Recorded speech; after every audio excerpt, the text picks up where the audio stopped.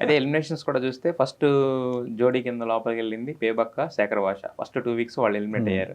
అభయ్ నవీన్ అంటే top 5 contestant అనుకున్నాం కానీ బట్ ఆయన బిగ్ బాస్ని తిట్టి బయటకు వచ్చారు. అది కట్ చేస్తే దాని తర్వాత సోనియా మీరు బడ్డీ కింద వెళ్ళారు. అంటే బడ్డీస్ కింద వెళ్ళిన వాళ్ళు బడ్డీస్ కిందే బయటకు వస్తున్నారు.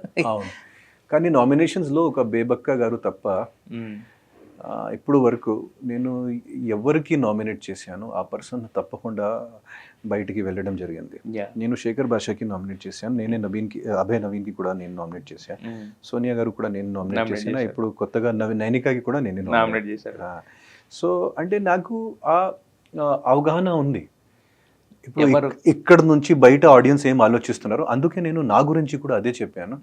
ఈ 4th వీక్ ఈ 5th వీక్ దాటితే నాకు అంటే ఒక కొత్త లైఫ్ దొరుకుతుంది ఈ బిగ్ బాస్ హౌస్లో. కానీ ఈ 5th వీక్ దాటడం అంటే చాలా కష్టం. So definitely mid week elimination లేకపోతే definitely I would have got out in the Saturday episode or Sunday episode.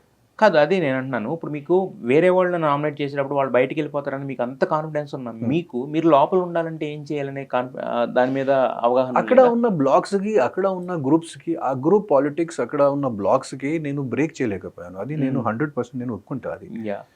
So తర్వాత నా రోల్ ఏంటి అది కూడా నాకు ఫస్ట్ 2-3 వీక్స్లో ఫస్ట్ వీక్లో నేను చాలా క్లియర్గా ఉన్నా. Okay, I'm playing a solo game. కానీ అక్కడ ఉన్న గ్రూప్స్ చూసిన తర్వాత క్లియర్గా అనే కన్నా కూడా క్లీనింగ్ ఎక్కువగా చేశారు. అంటే అక్కడ టీమ్స్ డివైడ్ అయింది. నాకు ఈ వంట కుకింగ్ రాదు, సో క్లీనింగ్ డిపార్ట్మెంట్ నా దగ్గర వచ్చింది. సో నా దగ్గర వచ్చిన ఏ పని అయినా సరే I want to do it very well. So అందుకే తర్వాత మీరు క్లీనింగ్ తీసుకున్నారు కానీ బట్ కంటెంట్ అంతా జనరేట్ అయ్యేది వంటింట్లోనే. కూరగాయలు వేయడం దగ్గర నుంచి మొత్తం తిట్టుకోవడం, నామినేట్ చేయడం, ఆమ్లెట్ నా గుడ్లు తినేసారని రకరకాలుగా. ఇప్పుడు మీరు చెప్పండి, ఒకటే మనం ఒక ఇల్లు కూడా ఉన్నాను, మనం ఎక్కడైనా కానీ ఒక కాఫీ కోసం కానీ ఒక ప్రెషర్ కుక్కర్ కోసం కానీ ఒక డస్ట్బిన్ కోసం ఎందుకు గొడవ పడాలి? దట్ ఈస్ ద కంటెంట్ అన్నారు. సో నాకు ఏమనిపించింది, యాక్చువల్లీ జనాలు మైండ్లో కూడా అండ్ ప్రోగ్రామర్స్ అండ్ క్రియేటివ్ మైండ్స్లో కూడా డిస్కంటెంట్ ఇస్ ద కంటెంట్. ఇప్పుడు వాళ్ళు ఫిక్స్డ్ అందరూ discontent is the content. So ఆ డిస్కంటెంట్ నాకు అసలు చేయడానికి రాదు. అది చేస్తే ఐఎమ్ నాట్ న్యాచురల్. నాకు న్యాచురల్గా ఏదైనా విషయంలో కానీ ఏదైనా టాపిక్లో ఏదైనా అది వస్తే నేను డెఫినెట్లీ మాట్లాడతాను, నేను డెఫినెట్లీ గట్టిగా మాట్లాడతాను. కానీ నాకు అంత కోపం రాలేదు. ఇది ఎందుకు కాఫీ నాకు జరిగింది, ఎందుకు ఇది చెల్లగా ఉంది, ఎందుకు ఈ డస్ట్బిన్ ఇక్కడ పెట్టారు, ఎందుకు నాకు ఈ అన్ని గిన్నెలు కడగాలి, అది నాకు కోపం రాలేదు ఈ విషయాల మీద. సో అది అదే జరిగింది. మీరు అన్నారు నాకు కరెక్ట్గా నేను ఎలివేట్ అవుతున్న టైంలో, నేను కోప్పడుతున్న టైంలో, నేను ఫైర్ అవుతున్న టైంలో, బాగా ఆడుతున్న టైంలో బయటకు వచ్చేసానని. మరి మీకు ఈ 4.5 వీక్స్ ఉన్నారు కదా, ఈ 4.5 వీక్స్లో ఎప్పుడైనా మీకు వచ్చిన కోపాన్ని ఆపుకోవడం అనేది జరిగిందా? అంటే ఇది బలవంతంగా రాంగ్ గా ప్రొజెక్ట్ అవుతుందేమో. నేను నైనికా గారు క్లాన్లో ఉన్నప్పుడు నైనికా గారు నాకు చాలా అండ్ ఈవెన్ సీత క్లాన్లో ఉన్నప్పుడు వాళ్ళు చాలా తక్కువ అవకాశాలు నాకు ఇచ్చారు. అది నాకు తెలియదు ఎందుకు. సో టాస్క్ రకంగా కానీ ఏ రకంగా టాస్క్ వచ్చినప్పుడు సో అప్పుడు నాకు 2-3 సార్లు ఎట్లా అనిపించింది. కానీ తర్వాత నేను ఆలోచించాను, నేను Nainika is almost like school kid. So 23-24 I'm 45+. So నేను అట్లాంటి ఒక స్కూల్ గర్ల్కి కానీ అట్లాంటి ఒక యంగ్ పర్సన్కి, అది కూడా ఒక లేడీకి నేను తిడితే ఎలా అవుతుంది ఈ నేషనల్ మీడియాలో కానీ. సో నేను చాలా స్మూత్గా చాలా సైలెంట్గా సీత గారి మీద కానీ నైనికా మీద కూడా నేను వాళ్ళకి కన్విన్స్ చేయడానికి ట్రై చేశాను.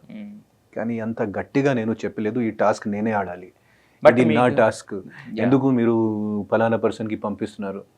సో అది నేను గట్టిగా చెప్పలేదు. బట్ ఇప్పుడు అనిపిస్తుందా, అప్పుడు గట్టిగా చెప్పుంటే ఈ రోజు కూడా నేను లోపల ఉండేవాడిని, అది కంటెంట్ అయ్యేది, జనాలు నన్ను అప్రిషియేట్ చేసేవాళ్ళు, నా రైట్ కోసం నేను పోరాడతా. అక్కడంతా ఎలా అయిపోయిందంటే మాకు ప్లీజింగ్ లాగా అయిపోయింది. ఆదిత్య ఓం వస్తాడు, ఇప్పుడు అడుగుతాడు టాస్క్, నువ్వు అంటే ఓకే అని నబీల్ చేశాడు కదా ఆ రోజు యాక్టింగ్ అని వెళ్ళిపోతాడు తప్ప ఆదిత్య ఓం వచ్చి గట్టిగా మాట్లాడతాడు, he has his voice, he has his stand అనేది మాకు అక్కడ కనిపించలేదు. కనెక్షన్ లేదంటున్నారు, బ్లాగ్స్ ఉన్నాయి, అది ఓకే, బట్ ఇది కనిపించలేదు. ఇది కనిపించున్నా కంటెంట్ అయ్యేదేమో. మీరు చెప్పింది కరెక్టే, అది నేను చెప్పలేకపోయాను. అది ఇప్పుడు ఒక హైండ్ సైట్లో ఒక రెట్రోస్పెక్ట్లో చూస్తే కొన్ని తప్పులు అట్లాంటివి నేను చేశాను. డెఫినెట్లీ నేను అక్కడ గట్టిగా మాట్లాడితే కానీ గట్టిగా నా కేసు వాళ్ళు ముందు పెడితే డెఫినెట్లీ ఈ రోజు ఉన్న పరిస్థితి వేరు. Maybe I would have been inside. Yes. అయితే మీరు అసలు వెళ్ళేటప్పుడు ఎన్ని రోజులు అనుకున్నారు? అంటే ఇప్పుడు మీరు 4.5 weeks ఉన్నారు, 15 weeks ఆఫ్ షో కదా. వెళ్ళేటప్పుడు ముందే ఏమన్నా మీకు ఏమన్నా ఉన్నాయా ఎక్స్పెక్టేషన్స్? ఇన్ని వారాలు ఉండొచ్చేమో, మనం ఆట తిరిగి ఇన్ని వారాలు ఉంటాయేమో. నాకు అంటే వెళ్ళేటప్పుడు నాకు ఒకటే భయం, నేను ఫస్ట్ వీక్లో వెళ్తున్నానని. ఎందుకంటే ఒక్కసారి వెళ్ళిన తర్వాత నేను చూశాను ఇక్కడ అంటే నా ఏజ్ గ్రూప్లో కానీ నాకు తెలిసిన వాళ్ళు ఎవరు లేరు. సో అందరూ నేను మింగిల్ అవ్వట్లేదు, నేను ఒక బయట వాళ్ళు కానీ నేను ఒక అంటే జెల్ అవ్వట్లేదు వాళ్ళతో. వాళ్ళు చెప్పి తప్పకుండా నాకు ఫస్ట్ వీక్లో నామినేట్ చేస్తారు, కానీ అది జరగలేదు. నాకు అది ఫస్ట్ వీక్లో నాకు నామినేషన్, ఒక సింగిల్ నామినేషన్ కూడా రాలేదు. సో అది మేబీ మణికంఠ మీద అందరూ కాన్సన్ట్రేట్ చేశారు, బేబక్క గారు మీద అందరూ కాన్సన్ట్రేట్ చేశారు కాబట్టి నేను సేవ్ అయ్యాను. సో అది జరిగింది ఫస్ట్ వీక్లో. కానీ ఒక 1 month నేను ఆడతాను, ఆ నమ్మకం నేను ఒక వీక్ ఫస్ట్ వీక్ సేవ్ అయితే ఒక 1 month ఆడతాను, ఆ నమ్మకంతో నేను లోపలికి వెళ్ళాను. మినిమం ఒక 1 month తర్వాత జనాలు చూసిన తర్వాత.